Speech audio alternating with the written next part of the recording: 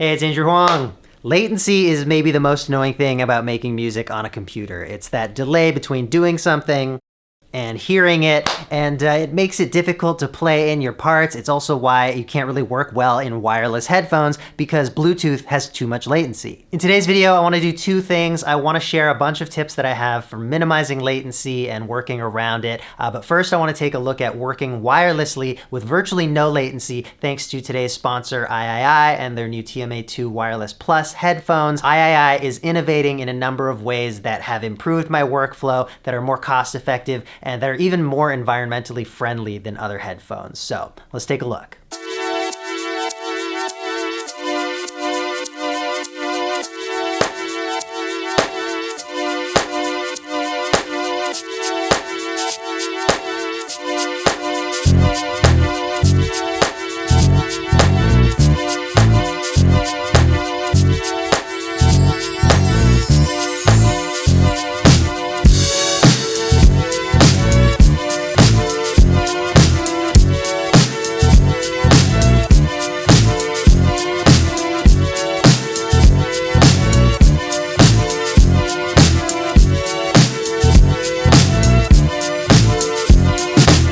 So the Wireless Plus headphones use a new type of ultra-low latency wireless audio technology. If you've ever tried to make music in Bluetooth headphones before, I'm sure you've seen how bad it is. The latency is all over the place. These are the first headphones designed for wireless music production. I've used them for a few months now, and working wirelessly is just as smooth and freeing and wonderful as you would hope. I can now record wherever I want in my room without worrying about a cable or taking my headphones on and off. I used to run a super long cable to the other side of the room when I wanted to record drums. Now it's so much easier.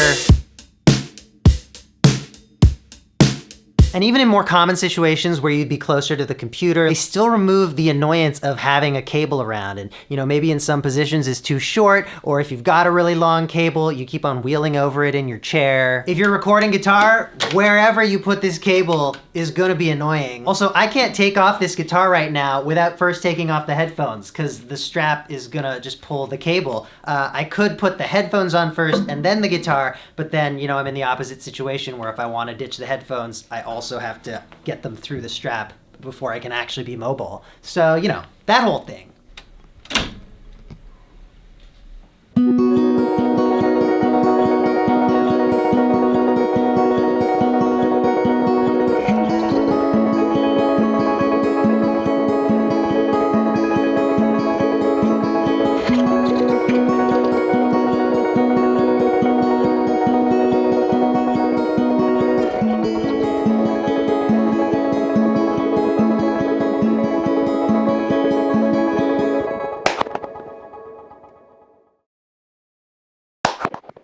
So I'm making a sample pack today, and I was just trying to record some vibey guitar, but then I noticed that the mic was picking up all this like shuffling around, just ambient noise, and that was going through my pedal chain and sounding kind of cool. And so I'm getting a bunch of cool affected claps through the pedals now, and I feel like this is a perfect example of how spontaneous the Wireless Plus lets me be, because I was able to hear that and just whip off the guitar, come down here, and start making these sounds, just removing that little bit of friction of untangling myself from wearing the guitar and making sure the headphone cable wasn't going to pull anything over as I made my way down here. It might have been the kind of thing that in some situations would stop me from getting down and experimenting like this. And now I've got these nice sounding clap samples where like these different combinations of delay pedals and pitch shift pedals are, kind of stacking them up and giving them interesting character. Really fun stuff. The TMA-2 lineup is also completely modular. So if some part gets damaged or if the ear cushions wear down over time, as all ear cushions tend to do, you don't have to buy a whole new set of headphones. You can just replace the one part that you need to. So it's less money for you, it's better for the environment, and you can also customize your headphones because they have different versions of each part. The cushions, the speakers, the headband, even different types of cables if you want to go wired. So you can build the headset that's going to work for your needs. So the TMA-2 are super easy to set up. Everything just snaps into place. It takes like a minute to put it all together. For the Wireless Plus edition, you also get this transmitter. So you just turn this on, turn the headphones on, they connect automatically in a few seconds, and then you plug this into whatever audio source you want, and then that audio is streaming losslessly to the headphones.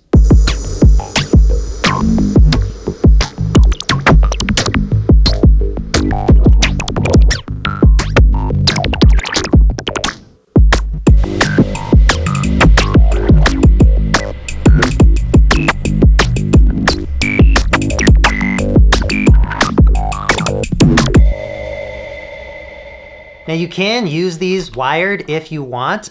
You can also switch them to Bluetooth at any time, and then the battery life is extended, and also you don't have to use the transmitter in that mode. You can just pair them the way you would any Bluetooth device, but using the transmitter is how you get the ultra low latency.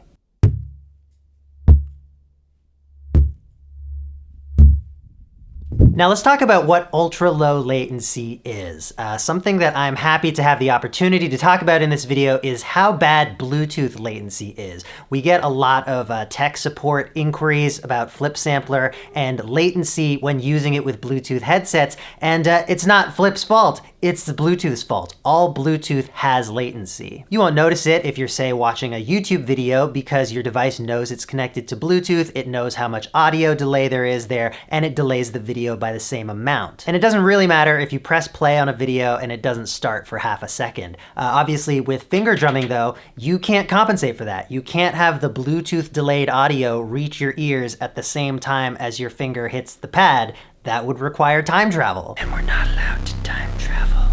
Another issue with Bluetooth is that the latency can be all different amounts depending on your devices and your audio codecs and so on. It can be as low as 32 milliseconds if conditions are optimal, but it can also be in the hundreds of milliseconds. The Wireless Plus technology has its latency down to 16 milliseconds. So it's half the latency of the lowest possible Bluetooth latency, but also it's fixed. It's always gonna be 16 milliseconds. And this is super important if you're recording music wirelessly because you need to know how much to adjust it by.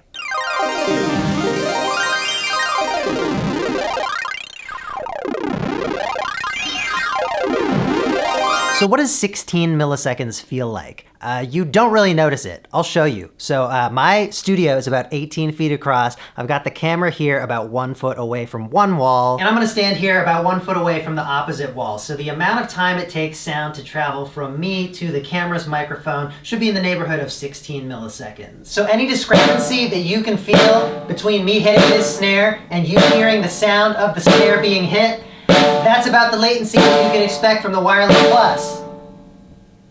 I hope you could hear what I was just saying. It would be kind of like if you're standing 16 feet away from your speakers while making a track. It's really not that much of a delay. I could even crank the volume up and just finger drum beside them so you can hear that audio.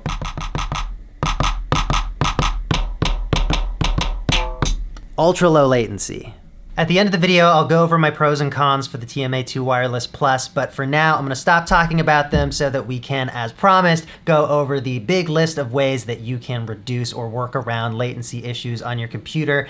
Here we go. Number one, this is probably the most obvious, but just in case you don't know, lower your buffer size. Make it as small as it can be before your audio starts crackling and your computer can't keep up. A lot of the times I actually step this up over the course of a project, starting as low as possible and then just increasing a little at a time as I add more plugins and stuff in, just so that I'm always working with the least amount of latency possible. Number two, use fewer plugins. A lot of plugins don't add latency, but a lot of plugins do. You can actually in Ableton check by just hovering over the title bar of a plugin, and it'll tell you down in the corner here how much latency it's adding. So I keep my default template super stripped down. I only use 0 latency plugins for that. And then as I build up a track, if I'm adding some plugins that add latency, hopefully it's past the point where I'm really doing a lot of playing. That said, music is not created perfectly linearly, and you might want to record in an extra thing when you're like way far down into the process of creating a track. And in that case, let's move on to tip number 3, freezing audio or printing audio. If you've got a part sounding good and don't need to be doing a ton more editing on it or adding a bunch more plugins on it for the moment, you can always bounce the audio. You can export it and bring it back into your project. A lot of programs also lets you just bounce stuff on the spot. In Ableton, there's the freeze function. You can right click and press freeze track, and that will render it on the spot, but also give you the option to unfreeze it so you can get it back to the original state with the plugins on, and if you need to do some further tweaking, that's an option. Number 4, close or turn off everything that you possibly can on your computer. I've heard that even disabling the Wi-Fi can help with some programs because programs check the internet to see if there's updates, but closing all the possible programs you can will reduce your CPU load, so you'll have a little bit more of it that you can dedicate to your audio processing.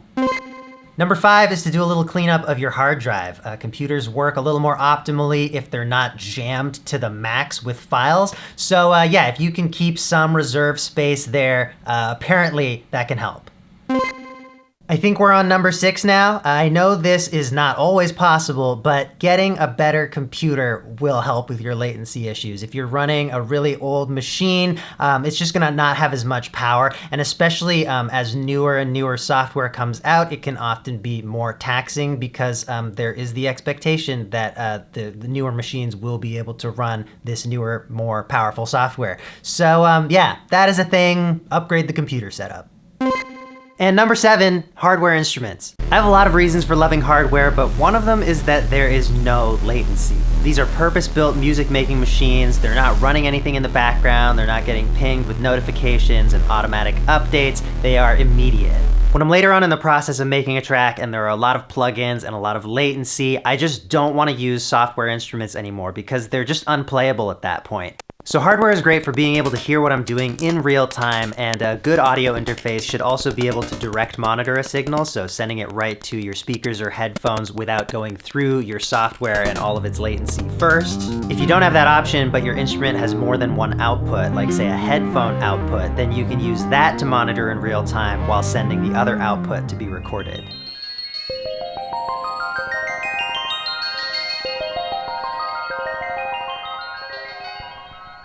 Also, I have way more gear than any one person needs to have. A single versatile synth can still do wonders for your workflow. So all of the music and sounds that I made in this video, I'm releasing as an exclusive sample pack with AIAIAI. If you use the code HUANG when you check out in their web store, you'll get the sample pack as a free add-on.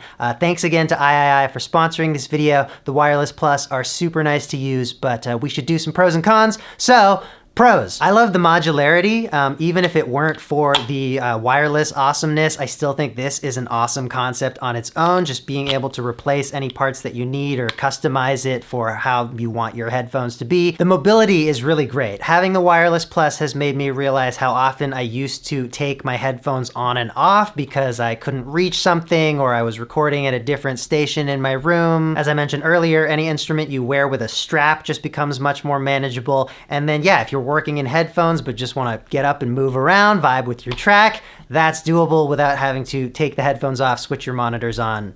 You get it. I also really like the minimal design. It's, very clean. Everything is black. Their logo is just debossed here, quite subtle. One more pro, this is just a nice little inventive thing that they've done. If you're using a TMA-2 wired, you can plug the cable into either ear. It doesn't really matter, and it's smart enough to know which side should be left or right. You don't have to take the headphones off and flip them around. And so if you want to use them wired, you can put that on the side that's closest to your audio interface. It's a small thing, but it's a nice touch. Now for cons, charging. Any wireless device you of course have to charge. You might not be used to that with headphones. I use a lot of different wireless devices, so I don't really notice that. I'm kind of used to keeping my things charged. The second con is a bit of a weird one. If you crank up the volume on these headphones, there is a noticeable hissing noise.